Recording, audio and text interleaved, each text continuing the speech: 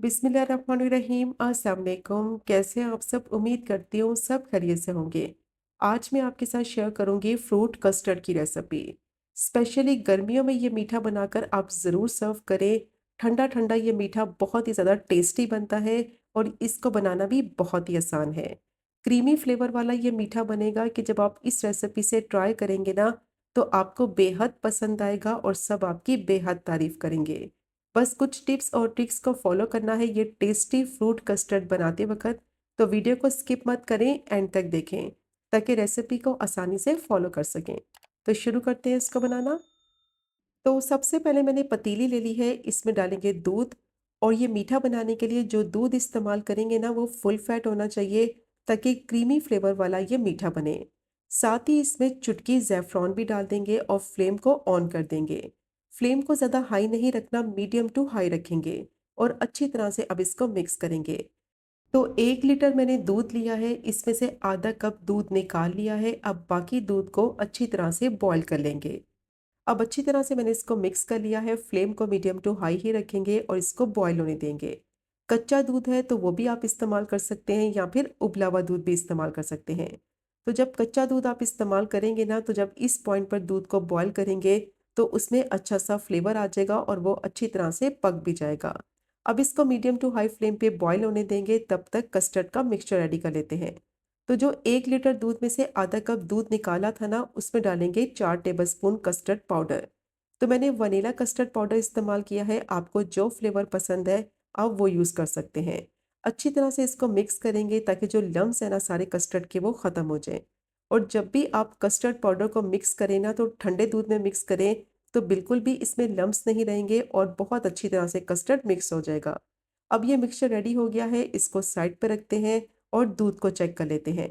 तकरीबन 7 से 8 मिनट हो गए थे इसको पकते हुए।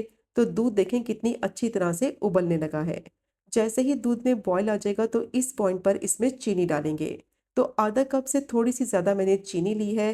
तकरीबन आधा कप और 2 टेबलस्पून मैंने इसमें चीनी डाल दी है। तो चीनी की क्वांटिटी आप अपने हिसाब से एडजस्ट करें। अब अच्छी तरह से इसको मिक्स करेंगे और मिक्स करते हुए दूध को इतना पकाना है कि चीनी जो है ना, वो दूध में अच्छी तरह से डिसॉल्व हो जाए। क्योंकि चीनी जैसे ही पकने लगती है तो इसका भी थोड़ा बहुत पानी निकलता है। तो दूध को इतना पकाना है कि चीनी का जो पानी निकलेगा वो भी खुश्क हो जाए, दूध थोड़ा सा गाढ़ा हो जाए और चीनी अच्छी तरह से डिसॉल्व हो जाए। तो तकरीबन 7 से 8 मिनट के लिए दूध को दोबारा से अच्छी तरह से पका लिया है। चीनी भी अच्छी तरह से मिक्स हो गई है, दूध का टेक्सचर भी गाढ़ा हो गया है। अब इस पॉइंट पर इसमें डालेंगे कस्टर्ड का मिक्सचर। एक हाथ से मिक्सचर डालते जाएंगे कस्टर्ड का और दूसरे हाथ से अच्छी तरह से चम्मच की मदद से इसको मिक्स करते जाएंगे। अच्छा, एक साथ कस्टर्ड का मिक्सचर नहीं डालना है, वरना क्या होगा, दूध में गुठलियां पड़ सकती हैं। फ्लेम को बिल्कुल लो रखें। जैसे ही कस्टर्ड का मिक्सचर डालें, एक हाथ से डालते जाएं और दूसरे हाथ से अच्छी तरह से मिक्स करते जाएं। और थोड़ा थोड़ा करके इसमें कस्टर्ड का मिक्सचर डालें, तो बहुत अच्छी तरह से दूध में मिक्स भी हो जाएगा और इसकी गुठलियाँ भी नहीं बनेंगी। अब जो कस्टर्ड का मिक्सचर था ना, वो सारा दूध में डाल दिया है। फ्लेम को मीडियम टू लो रखेंगे और कंटिन्यूस इसको स्टर करते हुए इतना पकाना है कि कस्टर्ड गाढ़ा भी हो जाए, इसका कच्चापन खत्म हो जाए। अच्छा, चम्मच इसमें कंटिन्यूस चलाना है, वरना क्या होगा, कस्टर्ड पैन में नीचे लग जाएगा और इसका टेस्ट खराब हो जाएगा। और ऐसे मीठे बनाने के लिए जब भी आप पैन इस्तेमाल करें तो हैवी बॉटम वाला पैन इस्तेमाल करें, ताकि दूध पकते वक्त नीचे लगे नहीं, उसका टेस्ट खराब ना हो। अब तकरीबन 10 मिनट के लिए मीडियम टू लो फ्लेम पे कंटिन्यूस चम्मच चलाते हुए इसको मैंने पका लिया है। कस्टर्ड देखें कितनी अच्छी तरह से गाढ़ा भी हो गया है और इसका कच्चापन भी खत्म हो गया है। जैसे ही कस्टर्ड में ना बबल्स आने लगेंगे तो इसका मतलब है ये बिल्कुल परफेक्ट बनकर तैयार हो गया है। अब फ्लेम को बंद करेंगे और रूम टेम्परेचर पर अच्छी तरह से इसको ठंडा होने देंगे। तो कस्टर्ड को मैंने अच्छी तरह से ठंडा कर लिया है और जैसे ही अच्छी तरह से ये ठंडा हो जाएगा ना, तो इस पॉइंट पर इसमें डालेंगे क्रीम। तो 1/4 कप मैंने इसमें क्रीम डाल दी है, जिससे इसका टेक्सचर स्मूथ और सिल्की हो जाएगा और बहुत ही अच्छा क्रीमी फ्लेवर वाला ये मीठा बनकर तैयार होगा। विस्क की मदद से अच्छी तरह से इसको बीट कर लेंगे ताकि कस्टर्ड का जो टेक्सचर है ना, वो बिल्कुल स्मूथ हो जाए। तो देखिए अच्छी तरह से मैंने इसको मिक्स कर लिया है। जैसे ही इसमें क्रीम मिक्स हो जाएगी ना, तो इस पॉइंट पर इसमें फ्रूट्स डालेंगे। फ्रूट्स आप अपनी पसंद के इसमें कोई भी डाल सकते हैं। आधा कप मैंने स्लाइस में कटे हुए ग्रीन कलर के ना अंगूर लिए हैं और आधा कप ही स्लाइस में कटे हुए काले वाले अंगूर डालेंगे। आधा कप इसमें आम डालेंगे जिसको मैंने छोटे छोटे क्यूब्स में काट लिया है। आधा कप इसमें अनार भी डाल देंगे और एक मैंने सेब लिया था उसको मैंने क्यूब्स में काट लिया है, वो भी इसमें डाल देंगे। अब इसमें डालेंगे एक स्लाइस में कटा हुआ केला, 1 टेबलस्पून स्लाइस में कटे हुए बादाम और 1 टेबलस्पून ही स्लाइस में कटे हुए पिस्ते भी डाल देंगे। नट्स आप अपनी पसंद के कोई भी इसमें डाल सकते हैं।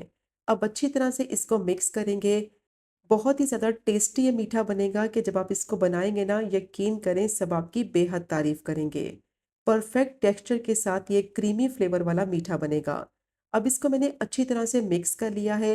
अब जिस डिश में इसको सर्व करना है ना, उसमें इसको ट्रांसफ़र करेंगे और इसको फ्रिज में रख देंगे तकरीबन 3 से 4 घंटे के लिए।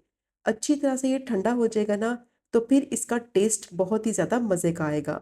तो बस इसको मैंने ट्रांसफ़र कर लिया है एक बाउल में। अब इसको फ्रिज में रख देंगे तकरीबन 3 से 4 घंटे के लिए।